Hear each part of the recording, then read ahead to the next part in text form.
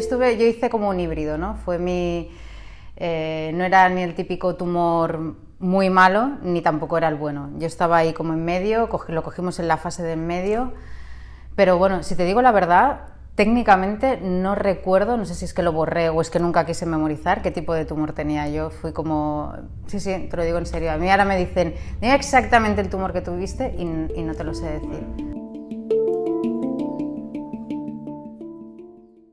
Bueno, pues esto fue Bueno, en realidad yo me lo había ya notado hacía meses, pero bueno, es lo típico que siempre te dicen que, pues que tienes las mamas un poco fibrosas y tal. Entonces, bueno, aquello que te lo notas, pero no le das más importancia, ¿no? Y recuerdo un día que estaba en la cama y empecé como aquello que te tocas, por casualidad, aquello que no era algo explícito, ¿no? Que estaba buscando nada, y digo, ostras, eso estaba ya hace tiempo y ahora parece que está más grande. Entonces con una amiga mía enfermera se lo comenté y me dijo, bueno, no lo acabo de ver, dice, pero bueno, ves a mirártelo, ¿no?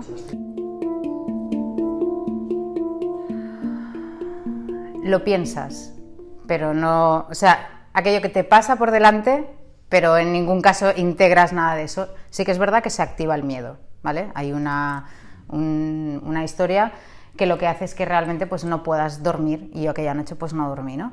Me fui de urgencias al CAP, la ginecóloga que había de urgencias en aquel momento me dijo, yo no creo que sea nada, porque el movimiento que tenía no lo parecía, dice, pero te vamos a hacer una mamografía ahora mismo. Me hizo la mamografía y me dijo, bueno, espérate fuera, y cuando salió me dijo, mañana te van a llamar de Vallebrón. Y entonces fui a Vallebrón y me dijeron, bueno, empezaron toda la batería de pruebas, ¿no? Porque no tenían claro exactamente qué es lo que era, hicieron toda la batería de pruebas, biopsias y todo lo que se tiene que hacer. La verdad es que fue espectacular la rapidez con la que se activó todo, y es una de las cosas que en aquel momento, aún con el miedo, más agradecida estaba por la rapidez del sistema cuando se activa un tema de cáncer, y la verdad es que fue pam. Y nada, y entonces me acompañó mi madre, yo no quería que viniese nadie, pero mi madre se lo olía, instinto de madre, se lo estaba oliendo, y bueno, y tal cual fue, Helen, tenemos un cáncer de mama.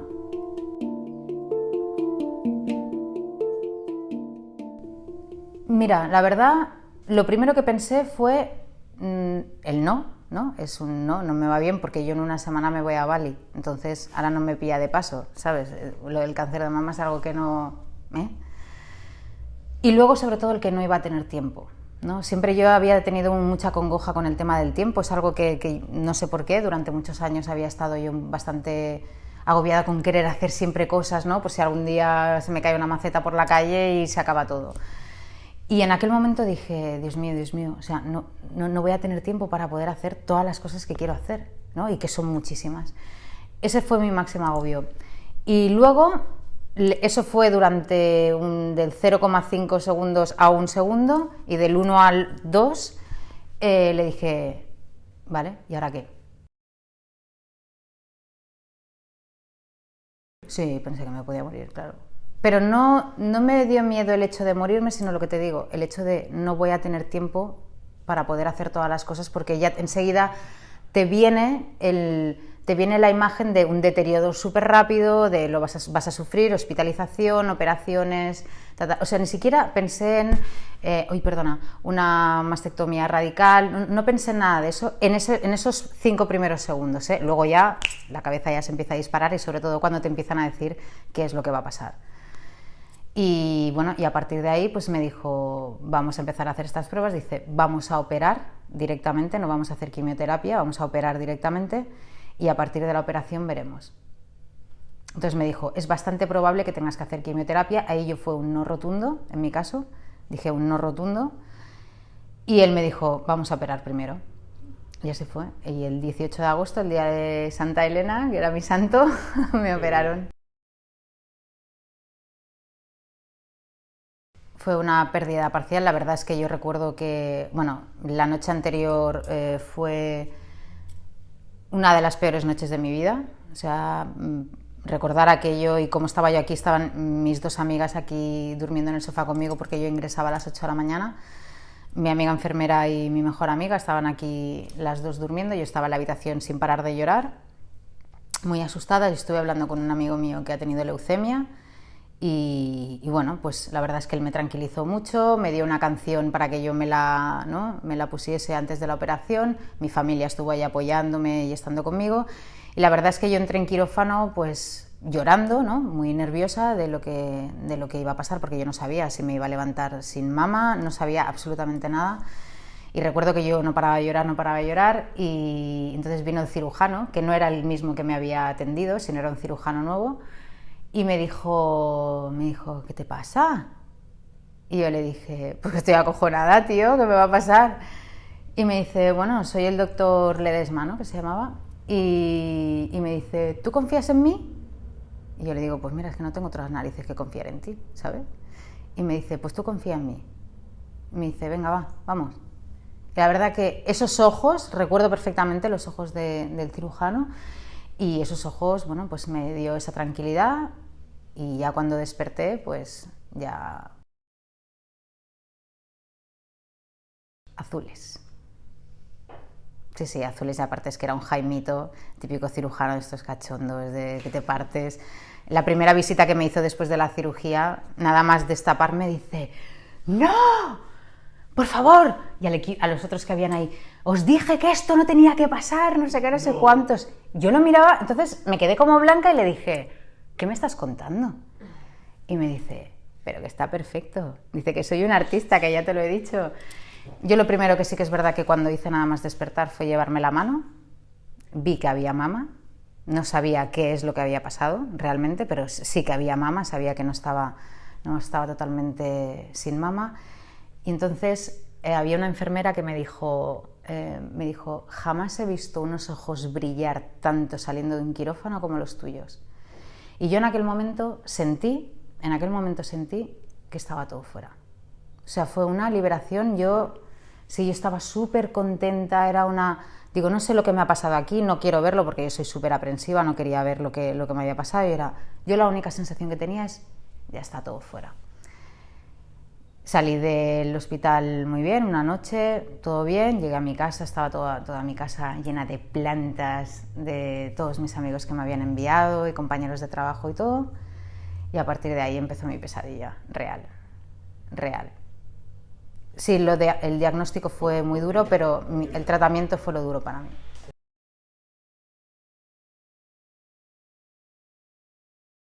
Claro, yo vuelvo a la oncóloga y la oncóloga me dan las pruebas, entonces sí que el cirujano es verdad que me dijo que había tenido una metástasis, ¿no? Habían extirpado los ganglios porque habían visto una micrometástasis. Entonces, bueno, esa micrometástasis, él me decía, te podría decir que no es nada, pero lo es, ¿vale? Entonces, a partir de ahí no nos la vamos a jugar, y más porque tienes 36 años, y bueno, pues toda una serie de argumentaciones médicas que tienen toda la lógica, ¿no? Y yo lo entendí así. Lo único que claro, yo le dije, vale, pero con una micrometástasis, con una muy baja probabilidad de que se haya podido expandir y tal, el panorama que me ponían por delante, cuando yo llego a la oncóloga que me asignan, el panorama que me ponen por delante es bastante... Para mí fue absolutamente un shock, y ya te digo que fueron muchas semanas de no. De hecho, tuvieron que llamar al responsable de dirección de oncología de Vallebrón para que hablase conmigo, porque yo estaba que no. Bueno, esto va a opiniones, va a creencias de cada uno, y yo la quimioterapia antes de que me pasase lo del cáncer, la quimioterapia es un tratamiento que he tenido muchas dudas siempre, muchísimas. En cuanto a lo que yo he visto, ¿no? Con mis abuelos, cuando les ha pasado lo que pasaba, lo que pasa que, bueno, desde fuera, ¿no? Cuando tú lo ves desde fuera, piensas, no hay otra opción. Y es como que no te apegas tanto, ¿no? A esa situación, pero cuando estás dentro, fue todo completamente distinto. Y mi decisión personal era no. Claro, es lo que te digo, vino la directora de oncología de ahí de Vallebrón, y entonces ella me hicieron unos estudios de americanos para ver cuál es la probabilidad que con el tipo de tumor que yo tenía, sí, qué tipo de probabilidad había de que hubiese una reciba más adelante si no hacía quimioterapia, tal, bueno, y salieron unos porcentajes, ¿no? Estuvimos esperando durante un tiempo, hasta que, no mucho tiempo, pero un par o tres de semanas recuerdo, y me vino con el porcentaje, ¿no?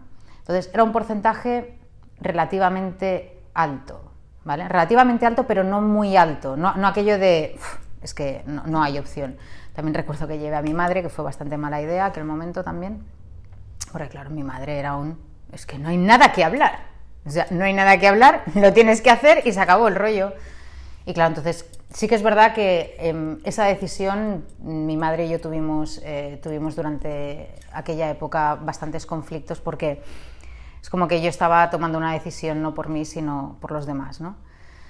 Total, como yo tenía un hijo pequeño, bueno, tenía en aquel momento 13 años, creo, pues también me incurrían por ahí, ¿no? Con el tema de tienes un hijo, si te pasa algo, ¿no? Pues tienes que pensar en él y tal. Bueno, más eres muy egoísta si no lo haces.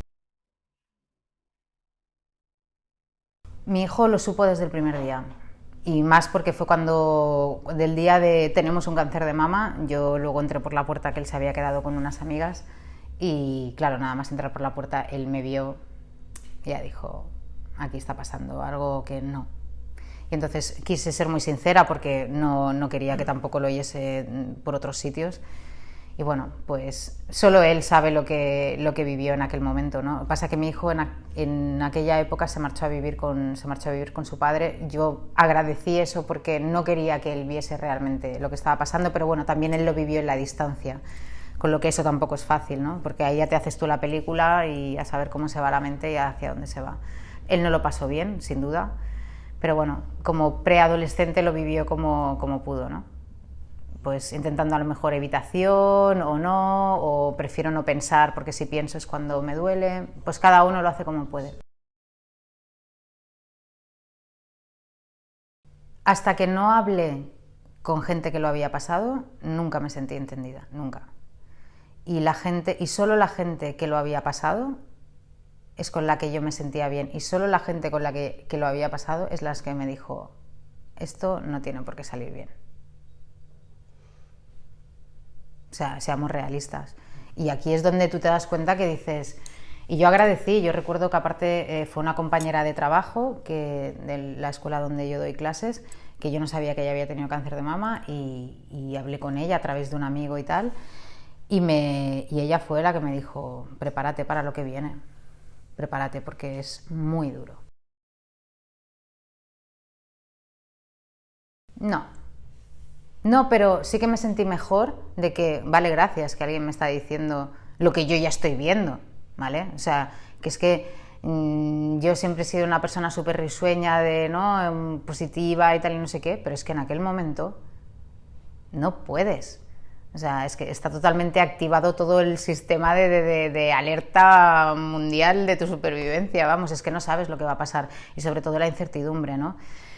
Y la palabra cáncer, o sea, yo antes de tener el cáncer, yo oía esa palabra y era, o sea, yo casi que me desmayaba. O sea, era una palabra que me asustaba muchísimo, pero muchísimo. Y desde que tuve el cáncer, la gente me dice, ¿podemos hablar de esto? Perdona, no quiero... Hablamos, me da igual.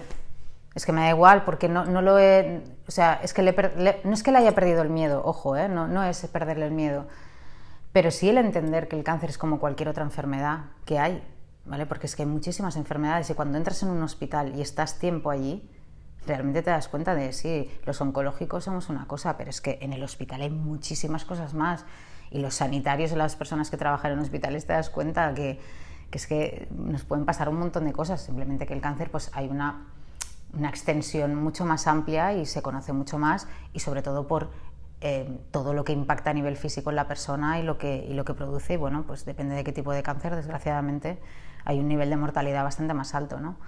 Pero a través del miedo, tomo la decisión de sí hacerlo. una decisión absolutamente y 100% tomada desde el miedo, ¿vale? Ya está, no es tomada desde el creo que el tratamiento me puede ir bien, no, yo lo tomé desde el miedo. Y desde el miedo, yo siempre digo que las decisiones tomadas desde el miedo nunca salen bien.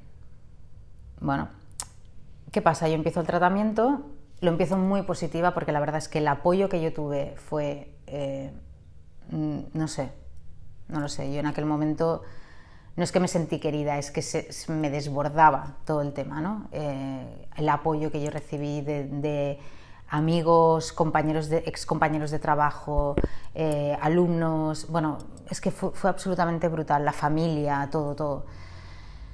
Y yo recuerdo la primera sesión de quimioterapia pues muy positiva y tal, y bien, pero a partir de aquella misma tarde que empecé a ver los efectos, o sea, dije, esto va a ser duro de cojones. Y físicamente me impactó en todo lo que puede impactar la quimioterapia, todo me estaba pasando. Las enfermeras alucinaban bastante, me decían, tía, es que... Y recuerdo recuerdo en una sesión de quimio que había una señora al lado que tendría, bueno, yo en aquel momento tenía 36, pues esa señora no sé, tendría 70 años, y estaba en una sesión de quimio, y estábamos ahí las dos y me decía, ay nena, dice, pues yo, solo con lo del pelo, que es un rollo lo del pelo, dice, pues yo la verdad es que lo estoy llevando bastante bien. Y yo pensaba, pero ¿cómo puede ser? Esta señora que seguramente me dobla la edad, que físicamente, en teoría, debo estar yo mejor, yo estoy teniendo toda la lista que me está diciendo mi oncóloga de posibles consecuencias que te puede dar la quimioterapia, yo las tenía todas. Como por ejemplo, toda la boca llagada, ¿vale? Toda la boca llagada, mis encías todo el rato estaban sangrando, yo no paraba de sangrar, las venas, bueno, al final me tuvieron que poner un catéter, yo fui con es que ya ni me acuerdo, te lo digo en serio, he borrado tantas cosas de aquellos como almacenamiento, necesito almacenamiento libre para lo que viene, ¿no? Aquellos como, sí, borrar fotos para dejar espacio. Y entonces, bueno, es como un catéter que te pones, que no me acuerdo, o sea, me acuerdo del nombre. Portacat, sí. Y entonces porque ya tenía pues todas las venas negras, o sea, mis venas eran negras, es que yo lo veía, claro, yo la piel tan blanca que tengo, enseguida se me veía y eran las venas, o sea, es que era de traca. Bueno, las uñas completamente deshechas, hemorroides, cabeza dentro del váter, se queda en la piel, es decir, mi piel... El pelo es como un capítulo aparte, o sea, el pelo era mi talón de Aquiles. Porque yo, bueno, pues tenía la típica melena rubia hasta aquí, hacía anuncios para la tele, y recuerdo que me llamó mi agencia justo, no sé si una semana después de raparme la cabeza, me dijo, Helen, tenemos un casting para no sé qué, y le dije, pues va a ser que no. Y claro, se quedaron flipando, decían, ostras, de verdad, perdóname, y tal, le digo, no, si es que tampoco os había avisado porque ha sido todo como súper rápido. Y el pelo fue muy duro, porque para mí era una seña de identidad, para mí y para muchas mujeres, ¿no? Hay mujeres que a lo mejor no le dan tanta importancia porque priorizan otras cosas y yo no lo encuentro ni más superficial ni menos, simplemente que hay un tema donde, bueno, pues hay personas que nos es muy importante y para mí el pelo en ese sentido era muy importante. Pero bueno, pasó y sobre todo ya no era el pelo, eran las cejas, las pestañas... que es que claro, o sea, yo era una tortilla con ojos, una tortilla. Casper, si habéis visto la película Casper, yo era Casper, porque decía blanca, caminante blanco de Juego de Tronos, yo recuerdo que iba ahí con mi capucha y tal, que claro, yo me reía ya después de todo esto, ¿no? Pero claro, yo me reía con mis amigos también para que ellos relajasen un poco, pero yo me miraba al espejo, yo no reconocía a la persona que veía ahí. Y esa sensación de no saber quién es la persona que está en el espejo y a lo mejor una persona pues que a lo mejor yo he sido más de imagen, ¿no? Pues a lo mejor, hostia, pues yo pasé una anorexia con 15 años, ¿no? Que aquello de la imagen es como muy importante, bla, bla, bla, todas estas gilipolleces. Era como que mi imagen era como un espejo roto, ¿no? Y aquello fue muy duro de transitar. Independientemente de aquello que al final lo acabas transitando, ¿no? Y te acabas adaptando pues a la nueva situación, pues a la peluca, ¿no? A todo eso. a pintarte las cejas, ¿sabes? Cosas que dices, Dios mío, nunca pensaba que acabaría así, pues mira, en 6 meses ha pasado todo esto. Y luego ya a partir de ahí es el deterioro físico en cuanto a internamente, ¿no? Lo que estaba sucediendo. Y bueno, pues era estar tirada pues en este sofá. Yo esa pared creo que es lo que más he visto en mi vida. Esa pared que hay ahí, que es nada, que está lisa, que no hay ningún cuadro ni hay nada. O sea, la he visto, me he tirado horas y horas solo mirando la pared. ¿Veías alguna pared? No, no. Simplemente pensaba, sí que tuve muchos momentos, muchísimos a nivel emocional, muy duros, o sea, muy duros recuerdo sobre todo ya al final de la etapa de la quimioterapia, de estar ahí en la cocina, tirada en el suelo, realmente, de la depresión tan bestia que yo tenía, y era decirle a mis compañeros, decirle, hey, que quiero que esto se acabe, ya está, o sea, que me quiero morir, ya está, es que me da igual, todo lo que pase de ahora en adelante, me da igual. Bueno, la historia es que yo tenía programado una pauta de quimioterapia de 1 año como tratamiento preventivo. Ojo, que esto quiero que quede muy claro, no era un ataque, tenemos que atacar, sino era un tratamiento preventivo. Pero claro, yo llegué un día con una analítica de estas de control que te van haciendo y yo tenía 3 asteriscos en casi todo lo que, pues en todas las cosas importantes, ¿no? Y recuerdo que aquí en casa estaban con la gripe en aquel momento, porque era enero o así. Y entonces yo le dije a mi oncóloga, dime dónde vivo ahora. ¿En una burbuja? ¿En una jaula de cristal? ¿Cómo vivo? Si es que directamente es que no tengo nada. ¿Cómo estoy yendo por la calle? Entonces me dijo, bueno, dice, la sensación que tenemos es que estás boicoteando el tratamiento. Tú misma. Dice, estás tan de culo con el tratamiento que tú misma es bastante probable que puedas incluso boicotearlo. Ahí, ¿no?, volví a darle más importancia al tema del poder mental, ¿no?, que podemos tener con estas cosas. No es que lo boicoteara en sí el tratamiento, sino que incluso yo podía hacer con mi rechazo intensificar los síntomas, ¿vale? O sea, de que todo lo que me pasara es como que por mi rechazo y por mi resistencia aún podía hacer que fuese más, ¿vale? O sea, que si yo hubiese estado en coherencia con lo que estaba haciendo, seguramente los síntomas me podía haber pasado como aquella señora y que no fuesen tan jodidos, o sí, a lo mejor sí, pero como yo tenía tanta resistencia a ese tratamiento, totalmente, de no quiero esto, no quiero esto, no quiero esto. Y claro, ya ahí era una batalla conmigo misma absolutamente brutal. Pues pasó que yo tenía pautada casi 1 año de quimioterapia y a los 5 meses lo paré. Entonces llegué a la consulta, recuerdo aquella mañana que llegué a Vallebrón muy convencida de lo que iba a hacer, le dije a mi oncóloga y mi oncóloga me dijo, me parece bien. Dice, porque es que te estás quedando por el camino y es que no lo vas a aguantar más, no lo vas a aguantar. Dice, me parece bien.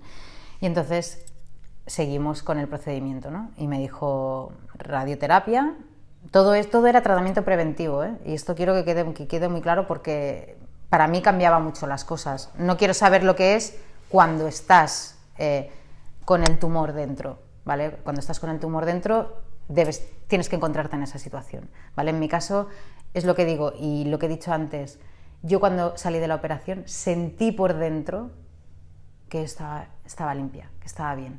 Pero aquella micrometástasis hizo que se tomase la decisión de un tratamiento súper agresivo, para mi modo de verlo, para lo que yo creía que era, claro, como médicos, porque yo me he entrevistado incluso con médicos del clínico, he visto congresos médicos a punta pala, es decir, no ha sido un nivel de inconsciencia, sino primero he querido entender qué es lo que pasa a nivel celular, cómo se forman los tumores, cómo funciona en realidad el cáncer y a partir de ahí yo tomar las decisiones con un conocimiento de algo, ¿no? No, yo me entrevisté con la radióloga porque yo quería saber las opciones que ellos me estaban dando. Entonces yo me entrevisté con la radióloga y me dijo, por donde tenías el tumor, el impacto de la radio, ¿vale?, seguramente te lesione un poco el corazón. Y entonces, claro, le dije, pues no vamos a hacer radio. no vamos a hacer radio porque no lo estoy viendo. No estoy viendo que con 36 años ya tenga tocado el corazón por un tratamiento preventivo, insisto, preventivo, que tampoco me estaba garantizando que no me volviese a pasar. Porque yo es lo que les he dicho siempre a mi oncóloga. Si tú me garantizas que yo no vuelvo a tener cáncer, yo lo hago todo. Pero claro, es que tampoco... Y me dices, Helen, es que no puedo decirte eso. Digo, pues es que entonces para mí perdía el sentido. Es un tema, y insisto, y esto es un tema que siempre que lo he hablado y con gente es un tema súper susceptible porque es una opinión personal, muy personal, y que tiene que estar tomada desde la coherencia. Yo recuerdo a mi hijo que me decía, bueno, mamá, vale, tú te irás a viajar y a vivir con tu huerto y a tu montaña y no sé qué, pero si te vuelve, ¿qué pasará? Y yo diré, pues si vuelve, habrá sido por una responsabilidad mía de mi propia vida, no por un miedo, no porque es lo que se supone que debo hacer, ¿no? Porque al final, cuando yo estaba aquí hecha un bicho bola durante días y semanas sin salir de casa, yo viví un confinamiento también estando aquí en mi casa, porque yo no salía prácticamente. Y realmente en aquel momento yo es que le decía a mi hijo, es que si me pasa, habrá sido porque yo lo habré decidido. Está ahí cuando voy a las revisiones, el día antes de las revisiones. Y bueno, no, yo ya me he quitado la etiqueta de cáncer. Me la he quitado. No, me la quité bastante al principio, ¿eh? No me identifico. O sea, lo he pasado, pero para mí es una experiencia paréntesis.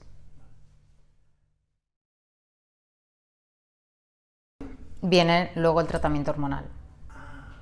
Claro, es que había una secuencia de 3 pasos aquí. Sí, pero yo sí.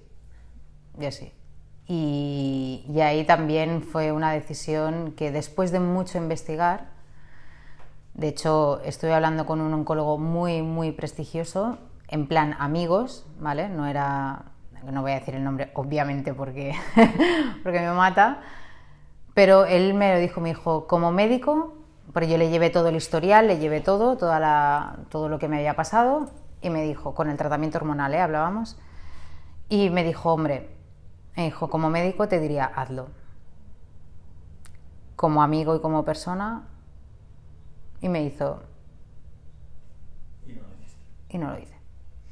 Y no me arrepiento para nada. Para nada. Porque las chicas que estoy en contacto con bastantes pacientes y cosas así, que hay personas que lo están haciendo y... Él me dijo, te vas a tirar 15 años encima, directamente. Entonces, yo dije, pues mira, prefiero que sea corto, pero que sea bien. Ya está. Y esa es una decisión, ¿eh? O sea, es totalmente una decisión y yo... Sí que hay veces, ¿no? Y recuerdo un alumno una vez que me dijo, qué inconsciente lo que estás diciendo. Y yo le dije, bueno, para mí es responsable y coherente conmigo, ¿vale? O sea, no estoy diciendo que la gente no haga los tratamientos para nada, porque recuerdo, yo he tenido muchas conversaciones en las salas de espera mientras esperabas en el hospital de día y tal. Y recuerdo a una señora que me decía, tú, nena, lo que tienes que hacer es hacer lo que te digan los médicos. Así hablaba una señora de Granada. Tú tienes que hacer lo que te digan los médicos. Y le decía, totalmente, señora. Digo, si usted cree 100% en lo que le dicen los médicos y de verdad lo cree y tiene fe en ello, joder, hágalo. Pero claro, yo es lo que le decía a mi oncóloga. Digo, es que tú me estás vendiendo la supervivencia, que es lo que tú necesitas. O sea, tú necesitas ese número, porque es la supervivencia en realidad. Pero yo no quiero sobrevivir. Yo quiero vivir. Y aquí es donde tú y yo nos encontramos. Tú quieres que yo sobreviva y yo quiero vivir. Son dos cosas que, desgraciadamente, pues muchas veces no van de la mano. Entonces, no estaba viendo de qué manera encajar lo que ella me proponía con lo que yo quería para mi vida. Entonces, no nos pusimos de acuerdo. Totalmente. Y eso es lo que a mí me gusta, lo único que a mí me gusta decir, que por favor, que la gente se escuche y que decida desde lo que realmente cree. ¿Cuánta gente acaba dejando la quimioterapia?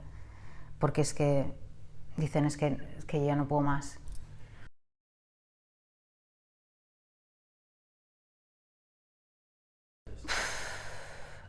Con menos miedos, yo hay una cosa que aprendí también, sí que es verdad que a mí, por ejemplo, me fue muy bien una psicooncóloga cuando yo estaba en el pozo más profundo, porque se me disparó mucho lo peor, ¿no? Cada uno de nosotros podemos tener puntos muy débiles y cuando pasan estas cosas, esos puntos débiles se suelen disparar. Y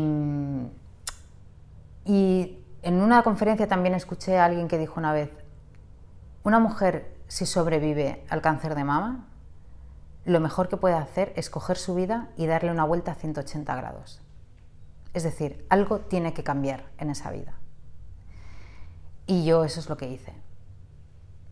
Cogí lo que quería, algo que me hacía mucha ilusión hacer, lo hice, que era viajar, y viajar durante un largo tiempo. Tuve la oportunidad de poder hacerlo con mi mejor amigo en aquel momento y fue un viaje absolutamente espectacular donde aprendí sobre todo a soltar el control, ¿vale? Porque yo trabajaba mucho en producción de eventos y ahí tienes que ser súper nazi, ¿no? Los timings tienen que ir muy cuadrados y yo también en mi vida era bastante así, ¿no? De tengo que tenerlo todo controlado. El viaje me enseñó mucho de o sea, no sabía ni dónde iba a dormir cada día que me levantaba, entonces ya simplemente con eso ya tienes que ir improvisando todos los días, o sea que el control, es que no puede haber control. Y a partir de ahí luego decidí que quería trabajar poco y que cuanto menos estrés tuviese en mi vida, mejor. Y que lo que no me aportaba paz se iba a la mierda. Gente, todo. No, no es fácil, pero no lo pierdo nunca de vista. Hay veces que vuelvo, ¿no? Hay veces que la antigua Helen en algunas maneras de funcionar vuelve a activarse según cosas que van pasando, pero me recalibro todo el rato, porque para mí el cáncer me ha enseñado. Buah.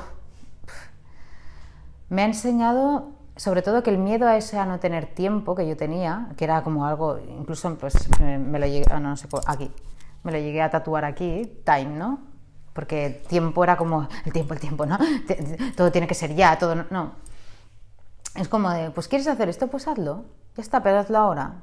No, déjate de... Porque yo ese viaje pues lo quería hacer cuando mi hijo tuviese 18 años, para no sé qué, no sé cuándo.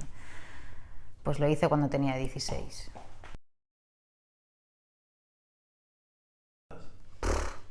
El tema del deterioro físico y el ver lo que sufrieron los que estaban a mi lado. Porque yo les veía los ojos de impotencia, de no sé qué hacer para ayudarte. Y de mucha gente que no se atrevía, ¿no? Que luego al cabo del tiempo me ha dicho, es que la verdad es que no sabía cómo hablar contigo, no sabía cómo decírtelo, no sabía qué hacer. Y esa sensación pues me supo mal, que la gente tuviese que pasarlo mal, ¿no? Pero para mí lo peor, quizás te diría más eso, porque aún el alma rota que yo sentí, que es la primera vez en mi vida que sentí que se me rompía el alma por dentro, aún así esa rotura de alma sirvió para que yo me volviese a construir. O sea, es que cogí los pedacitos y los volví a hacer otra vez.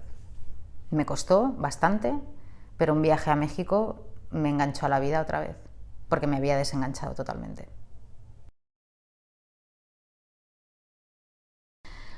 Que no esperemos al... Es que siempre pasa lo mismo, ¿no? Es que a veces parecemos que nos encanta darnos ahí, lo típico, muere alguien, los típicos de, es que claro, es que no somos nada, es que mira, es que no sé qué, ¿no? Estas cosas que siempre nos pasa, pero automáticamente a la semana después, a no ser que hayas sido alguien con un vínculo muy fuerte o lo que sea, automáticamente ya estás haciendo las mismas gilipolleces igual. Claro, aquí... ¿Yo qué es lo que le diría? Pues, hostia, que recalibremos muy bien la vida constantemente. O sea, que no nos dejemos llevar por las inercias pues del trabajo. No, es que voy muy estresado. Hostia. La palabra voy muy estresado, mantenida durante mucho tiempo, la hemos normalizado ya. Es decir, tener ansiedad es algo normal. Y no es normal. Entonces, eso a nivel celular impacta, sí, muy bien que puedas comer brócoli, todo bien, pero si no haces un trabajo emocional en ese sentido y cambias todo eso que no te está gustando, coño, no sé si será cáncer, pero eso impacta. Sobre todo eso, y sobre todo que vayamos recalibrando, hostia, las cosas que no nos gustan, que podemos hacer por cambiarlas, que a veces creemos de, no, yo también pensaba que yo no podría viajar o no podría hacer según qué cosas, ya, pero es que hay veces que encuentras la manera, pasa que hay que estar abierto también. Y que la vida es que es tan frágil todo, tan frágil, que nos creemos Superman y no somos nada. O sea, y a veces vi el otro día un puntito en medio de la galaxia y dice, a ver, y esto es tu país, o sea, imagínate lo que eres tú, absolutamente nada. Y no por menospreciarnos, sino al revés, o sea, como decir, es que tenemos esta oportunidad, y es que en serio, es que hay esta oportunidad y la estamos viviendo, y mentalmente, hostia, estamos tan metidos en un sistema, tan metidos en una vorágine, que nos olvidamos de las cosas importantes y que realmente podemos cambiarlas. Que eso es ahí el tema. A mí me ha tenido que venir un cáncer, también te lo digo, para cambiarlo. Pero claro, ahora ya no quiero que me vuelva a pasar. Ya he entendido, ya ha sido, vale, gracias, no quiero otra hostia de estas, ¿sabes? O sea, ya no. Entonces, la sensación que yo tengo es, quiero que si vuelve, yo ya diga, vale, pues venga. ¿Y a la gente que le llega, qué les diría? Una de las cosas que más a mí me hizo más daño, y luego yo lo he visto, ha sido en la poca aceptación emocional de la enfermedad, el enfermo. Quiero decir, yo muchas veces ayudo a muchas mujeres que acaban de ser diagnosticadas y me dicen, claro, no, porque es que tengo que poner la lavadora, y tengo. Es decir, no se permiten sentir toda la vorágine de emociones que implica aceptar y transitar esta enfermedad. Entonces yo lo único que les diría es, acepta y permítete todo lo que venga. ¿Estás rabioso? Da igual. ¿Tienes ganas de llorar? Llora. Patalea. Si tienes ganas de chillar, avisa a la persona que va a estar contigo que te pasa esto y que no haga caso de lo que tú dices. Pero tú, o sea, exprésalo. Que esa persona no se lo lleve a ello como yo lo estoy haciendo mal, sino simplemente que saquen las emociones, que las transiten y que pidan ayuda. Porque la ayuda y el apoyo es súper importante, súper importante. Lo primero es gracias. Gracias porque realmente tenemos mucha suerte los que estamos aquí de estar donde estamos. A mí me ha parecido absolutamente brutal. Yo, por ejemplo, Vallebrón, pero sí que hay otras compañeras que están en otros hospitales y también se sienten muy, ¿no? Y claro, todo eso es porque ha habido gente que se ha dejado los cuernos ahí para ir sacando tratamientos. Es igual quimioterapia, es igual lo que sea, ¿no? Es decir, ahora solo sabemos esto. Yo soy de las que piensa que dentro de 10 años diremos que la quimioterapia era un genocidio que estábamos haciendo, pero claro, no conocíamos otra cosa. Entonces, bueno, pues que sigan, ¿no? Y que sigan y para mí yo les pediría que sigan en el pro de reforzar nuestro sistema inmunitario, no de destrozarlo, ¿no? Que entiendo que barro todo ya, pero es que lo que barres, hostia, es que lo que estás barriendo es lo que también te deja vivir, ¿sabes? Entonces, pues, pero sobre todo gracias, es lo que les digo.